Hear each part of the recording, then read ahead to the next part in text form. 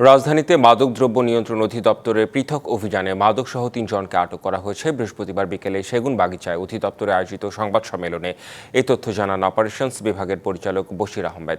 ব্রিফিংয়ে বলা হয়, রাজধানীর বসুন্ধরা আবাসিক এলাকায় অভিযান চালিয়ে ৭৯ বোতল বিদেশি মদ, ১৩২ লিটার ভেজাল মদের কেমিক্যাল এবং ১৬৬ ক্যান বিয়ার উদ্ধার করা হয়েছে। অপর অভিযানে ওয়ারির একটি বাসা থেকে অপ্রচলিত মাদক কুশের একটি আধুনিক ল্যাবের সন্ধান পাওয়া গেছে। এই দুটি ঘটনায় ৩ জনকে আটকসহ ভাটারা ও গাজীপুরের টঙ্গী পূর্ব থানায় ৩টি মামলা করা হয়। তার বাসা হচ্ছে ওয়ারিতে, সেখানে গিয়ে দেখা যায় যে তার তথ্য মতে যে কুশ উৎপাদন সেখানে করা হচ্ছে।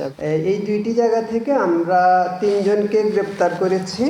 আমরা যা উদ্ধার করেছি তার বিষয় সেগুলো হচ্ছে যে বিদেশি মদ হচ্ছে ৭৯ বোতল, বিয়ার হচ্ছে ১৬৬ ক্যান, আর ভেজাল মদের কেমিক্যাল ১৩২ লিটার। নতুন এবং ফিরে আসা গ্রাহকদের জন্য নগদে চলছে ক্যাশব্যাক সহ প্রতিদিন হাজারো উপহার জেতার সুযোগ। হবে আশা আর ফেরা, সারপ্রাইজ সেরা।